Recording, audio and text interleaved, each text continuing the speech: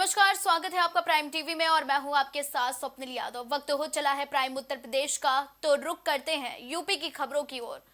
जौनपुर में थाना सिकरारा क्षेत्र के समाधगंज बाजार के पास ट्रैक्टर ट्रॉली को रोडवेज बस ने टक्कर मार दी।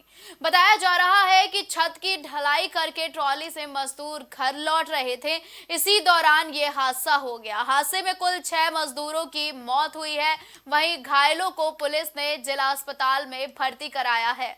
आपको बता दें कि ये बेहद दर्दनाक हादसा हुआ है, जहां ट्रैक्टर और रोडवेज बस की टक्कर हो गई, जिसमें 6 मजदूरों की मौत की खबर भी सामने आ रही है। फिलहाल घायलों को अस्पताल भिजवाया गया है। आपको बता दें कि मजदूर छत की ढलाई करके वापस लौट रहे थे। आज रात्रि 11:15 बजे के आसपास थाना सिकरारा अंतर्गत समाधगंज के पास एक सड़क दुर्घटना हुई, जिसमें प्रयागराज से गोरखपुर की ओर एक रोडवेज बस आ रही थी, जिसने सामने से एक ट्रैक्टर ट्रॉली में टक्कर मारा। ट्रैक्टर ट्रॉली पलट गई और उसमें सवार 5 लोगों की मृत्यु हो गई और 2 लोग गंभीर रूप से घायल हो गए। सूचना मिलते ही तत्काल पुलिस बल, एम्बुलेंस और स्वयं पुलिस अधीक्षक महोदय स्वयं और अन्य पुलिस की टीमें वहां तत्काल पहुंचकर राहत कार्य किया गया। बता दें कि बेहद दर्दनाक हादसा है, जहां ट्रक और रोडवेज की आपस में टक्कर हो गई, जिसके बाद बताया जा रहा है कि 6 मजदूरों की मौत होने की खबर सामने आ रही है। आपको बता दें कि जौनपुर में थाना सिकरारा क्षेत्र के समाधगंज बाजार में के पास ट्रैक्टर ट्रॉली को रोडवेज बस ने टक्कर मार दी। बताया जा रहा है कि छत की ढलाई करके ट्रॉली से मजदूर घर लौट रहे थे, इसी दौरान ये दर्दनाक हादसा हो गया। ज्यादा जानकारी के लिए हमारे साथ प्रदीप वर्मा जुड़ चुके हैं। प्रदीप, कैसे ये दर्दनाक हादसा हुआ? स्वप्न, ये जौनपुर और प्रयागराज रोडवेज बस प्रयाग से निकल रही थी और समाधगंज बाजार के पास ट्राई ट्रैक्टर पर मजदूर बैठे हुए थे।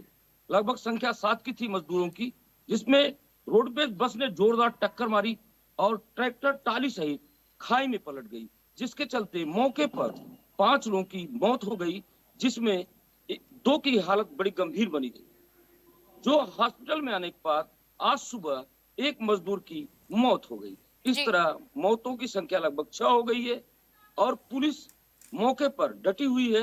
परिजनों में कोहराम मचा हुआ है। इस तरह घटना जो है, ये दर्दनाक घटना, भीषण घटना है और बताया जाता है स्वप्निल की रोडवेज बस में एक महिला भी घायल हुई है जी, और सबका इलाज चिकित्सालय में चल रहा है। जी प्रदीप, अगर बात की जाए परिजनों और इलाके में क्या माहौल है इस घटना के बाद से? जी स्वप्निल, इस समय माहौल बहुत गहमा गहमी का है। वहाँ पूरी पुलिस छावनी में तब्दील हो गया है। पुलिस व्यवस्थाएं चाक चौबंद हो गई है। रोडवेज बस जिसके द्वारा ट्रैक्टर टाली में मजदूर बैठे थे, जोरदार टक्कर के कारण 5 की मौत तत्काल मौके पर हो गई थी और सबको राजकीयपुर चिकित्सालय लाया गया। मामला सिकरारा थाना क्षेत्र के समाधगंज बाजार का है। जी प्रदीप, अब परिजनों की क्या मांग है इस हादसे के बाद, और जिन मजदूरों की मौत हो गई है उनके लिए प्रशासन क्या कुछ करेगा? मांग है, मजदूरों की मांग है, मुख्यमंत्री योगी आदित्यनाथ जी से मांग कर रहे हैं मजदूर की इनको उचित मुआवजा दिया जाए, इनकी मांग पूरी की जाए। अभी तो मजदूर, जितने मजदूर के परिजन हैं, काफी परेशान हैं, पीड़ित हैं, जो अभी कुछ कहने में सक्षम नहीं है। स्वप्निल, ठीक है, ज्यादा जानकारी हमारे दर्शकों तक पहुंचाने के लिए बहुत बहुत धन्यवाद।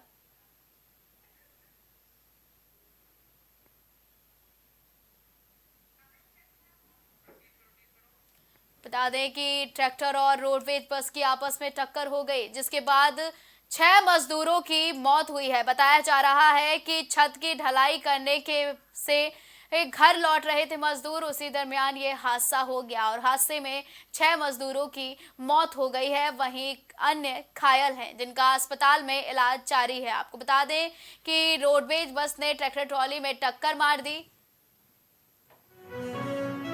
इसी बीच बड़ी खबर लखनऊ से आ रही है। यूपी पुलिस भर्ती पेपर लीक मामले में पुलिस की कार्रवाई हुई है। गड़बड़ी करने वाले अब तक 391 लोग अरेस्ट कर लिए गए हैं। आपको बता दें कि पुलिस की बड़ी कार्रवाई देखने को मिली है। पुलिस और एसटीएफ की टीम ने अब तक 391 लोगों को अरेस्ट कर लिया है। यूपी, हरियाणा, बिहार, दिल्ली से लोगों को गिरफ्तार किया गया है। पेपर लीक से जुड़े कई लोगों पर पुलिस ने कार्रवाई की है। अभी पुलिस और एसटीएफ की रडार में कई अन्य लोग भी हैं। बड़ी खबर लखनऊ से आ रही है कि यूपी पुलिस भर्ती पेपर लीक मामले में कई लोग अरेस्ट किए गए हैं। पुलिस की बड़ी कार्रवाई देखने को मिली है। गड़बड़ी करने वाले अब तक 391 लोगों को पुलिस ने गिरफ्तार कर लिया है। पुलिस और एसटीएफ की टीम ने अब तक 391 लोगों को अरेस्ट किया है। यूपी, हरियाणा, बिहार, दिल्ली से कई लोगों को गिरफ्तार किया गया है। पेपर लीक से जुड़े कई लोगों पर पुलिस ने कार्रवाई की है। पेपर लीक से जुड़े कई लोग पुलिस की रडार पर हैं। ज्यादा जानकारी के लिए हमारे साथ हमारे सहयोगी मोहम्मद कलीम हमसे जुड़ चुके हैं। कलीम, यूपी की रडार में कई लोग हैं। पेपर लीक मामले में अब तक क्या कुछ कार्रवाई यूपी पुलिस और एसटीएफ ने की है?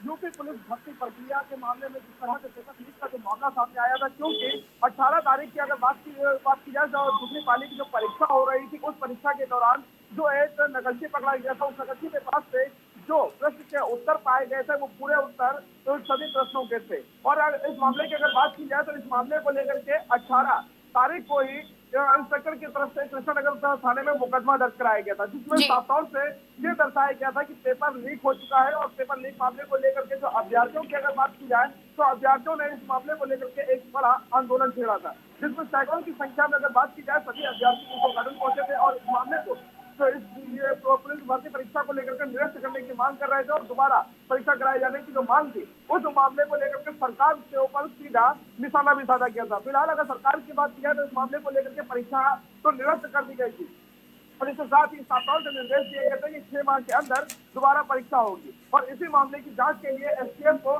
सख्त निर्देश दिए गए थे। जिस मामले को लेकर के अगर बात की जाए एसटीएफ ने जो बलिया से गिरफ्तारी की थी नीरज यादव की, तो उस गिरफ्तारी के बाद से जो पूछताछ हो रही थी, पूछताछ में कई खुलासे भी हुए और इसके साथ ही बताया गया है कि अब तक इस मामले को लेकर के 391 लोगों की गिरफ्तारी की जा चुकी है। और इसके साथ ही अगर बात की जाए जिस तरीके से जो प्रिंटिंग प्रेस की बात की जाए जहां पर पेपर छपते हैं, उस कंपनी को भी रडार पे लिया गया है। इसके साथ ही यूपी, दिल्ली, बिहार, राजस्थान कई ऐसे प्रदेश हैं जहां पर से लोगों को रडार पर लिया गया है। और उसके साथ ही जो गिरफ्तारियों की बात की जाए तो इस मामले को लेकर के साफ तौर से एसटीएफ का कहना है कि इस मामले में गिरफ्तारियों के जो आंकड़े हैं वो आंकड़े बढ़ सकते हैं और इस मामले में जिस तरीके जो इसका मुख्य आरोपी है उसकी तलाश भी की जा रही है और कई जगहों पर दबिश भी की जा रही है। तो साफ तौर से ये कहा जा रहा है कि जिस तरीके से 391 लोगों की गिरफ्तारी हुई है, उस गिरफ्तारी के बाद आंकड़े बढ़ेंगे और इस घटना का मुख्य जब आरोपी गिरफ्तार होगा तो उसके बाद कई अहम खुलासे होंगे, जिसमें ये देखा जाएगा कि आखिर जो पेपर लीक हुआ तो पेपर लीक कहां से हुआ, क्या प्रिंटिंग जहां पर प्रिंटिंग की गई है वहां पर से लीक हुआ या फिर ये जो क्वेश्चन लीक हुए फिर कैसे लीक हुए, इन सभी मामलों की जानकारी मुख्य आरोपी की गिरफ्तारी के बाद ही मालूम चल पाएगा।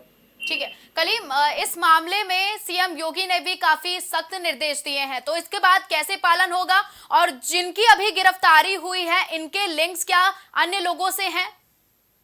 देखिए स्वप्निल जी, जिस तरीके से बात की जाए जिसकी गिरफ्तारी हुई है उस गिरफ्तारी को लेकर के फिलहाल तो पूछताछ चल रही है, क्योंकि अभी जो गिरफ्तारियां हुई है वो सालभरों की गिरफ्तारियां हुई है, जो अपनी जगह दूसरे की परीक्षा दे रहे थे उनकी गिरफ्तारियां हुई है। क्योंकि इसमें जो रकम ली जा रही थी एक परीक्षा को लेकर के लगभग 7 लाख से लेकर के 10 लाख की जो रकम थी वो वसूली जा रही थी। क्योंकि गिरफ्तारियां जब शुरू हुई, क्योंकि जब परीक्षा शुरू हुई थी उससे 24 घंटा पहले ही 122 लोगों की जो गिरफ्तारियां हुई थी, उन गिरफ्तारी के बाद से लगातार अभ्यर्थियों में आक्रोश भी देखने को मिल रहा था। लेकिन अगर आपस में कनेक्शन की बात की जाए तो कनेक्शन को लेकर के अभी तक केवल सालभरों की जानकारी लगी है। लेकिन इसके साथ ही जो मुख्य आरोपी की बात की जाए वो मुख्य आरोपी जब तक एसटीएफ के हाथ नहीं लगता है तो इस मामले में कुछ भी कहना एक जल्दबाजी होगी। क्योंकि जल्दबाजी इसलिए होगी क्योंकि अभी जो गिरफ्तारियां हो रही हैं उन गिरफ्तारियों में अभी जो मुख्य एक आरोपी पकड़ा गया है नीरज यादव, क्योंकि जिसके द्वारा पेपर लीक के मामले की शुरुआत हुई थी और फिलहाल जो कृष्णानगर कोतवाली में मुकदमा भी दर्ज किया गया था, उस मामले को लेकर के भी अभी जो नीरज यादव की बात की जाए उससे भी पूछताछ हो रही है। और जो दिल्ली में तभी से जारी है, हरियाणा में तभी से जारी है, बिहार में जो तभी से चल रही है, उन जी सभी मामलों को लेकर के मुख्य आरोपी तक पहुंचने का जो प्रयास है वो किया जा रहा है और दावा किया जा रहा है कि मुख्य आरोपी को जल्द ही गिरफ्तार किया जाएगा और उसके बाद इस मामले का जी। एक बड़ा खुलासा करते हुए जो पूरा गैंग है उसका भी कहीं ना कहीं पर्दाफाश होगा। ठीक है, ज्यादा जानकारी हमारे दर्शकों तक पहुंचाने के लिए कलीम बहुत बहुत धन्यवाद।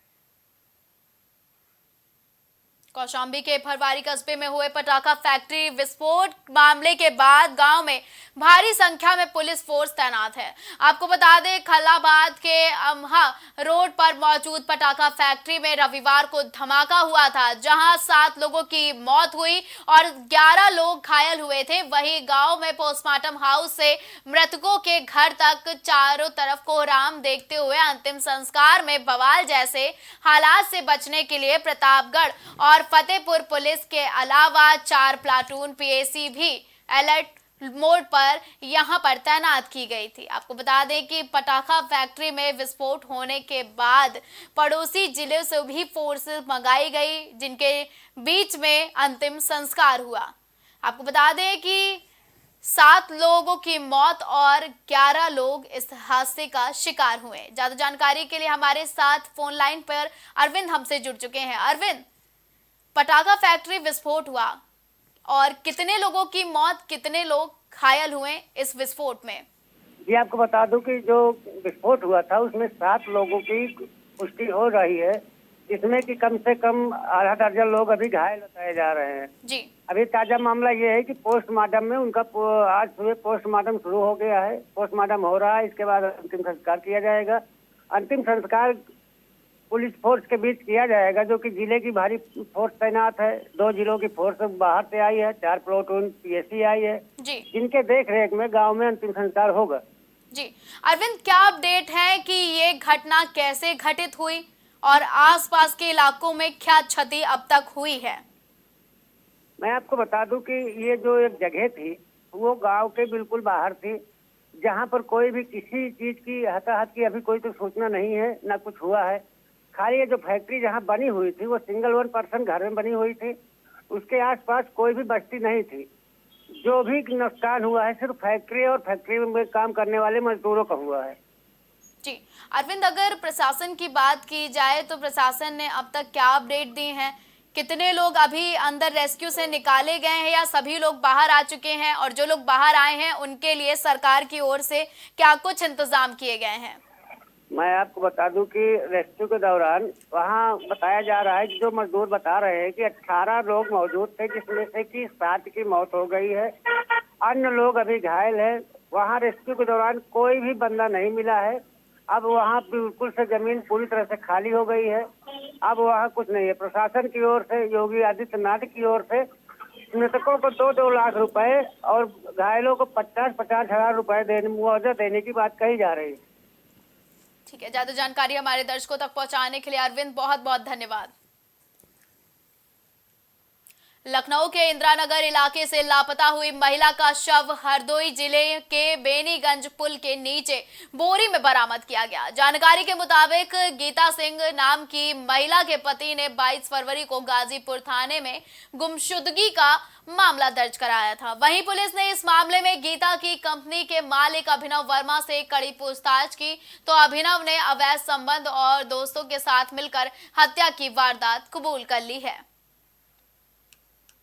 2024 को थाना गाजीपुर में गीता सिंह वाइफ ऑफ नीरज सिंह का गुमशुदगी का रिपोर्ट दर्ज है। गुमशुदगी के जांच के दौरान पुलिस के सामने ये सत्य आया है। गीता की कंपनी मालिक अभिनव वर्मा द्वारा उनका हत्या किया गया है। हत्या में उनका कंपनी का अन्य एम्प्लॉयज़ अर्जुन, शिवम एवं कमल किशोर भी मौजूद था। इनका ये निशानदेही पर बेनीगंज हरदोई से विक्टिम का डेड बॉडी बरामद किया गया है। बॉडी का पंचायतनामा भर के पोस्टमार्टम हेतु भेजा गया है मुलजिमों को हिरासत में लेके पूछताछ किया जा रहा है। आवश्यक विधिक कार्रवाई किया जा रहा है। गुमशुदगी को 302 में तरमीम कर लखनऊ में शब-ए बारात पर कब्रिस्तानों में रौनक बढ़ी हुई नजर आ रही है। यही बड़ी संख्या में कब्रिस्तान में पुरखों और रिश्तेदारों की कब्रों पर लोग जा रहे हैं। वहीं सुरक्षा व्यवस्था के मद्देनजर पुलिस भी मुस्तैद है। जालौन के कुठौन थाना क्षेत्र में शंकरपुर चौकी के पास एक वाहन ने महिला को टक्कर मार दी। बताया जा रहा है कि सूचना मिलते ही घटना स्थल पर पहुंची पुलिस ने महिला को अस्पताल पहुंचाया है, जहां से गंभीर हालत के चलते चिकित्सकों ने जिला अस्पताल रेफर कर दिया है। वहीं पुलिस इस मामले में आरोपी की खोजबीन में जुटी हुई है। यूपी की खबरों में फिलहाल के लिए बस इतना ही। देश और दुनिया की तमाम बड़ी और अहम खबरों के लिए आप देखते रहें प्राइम टीवी।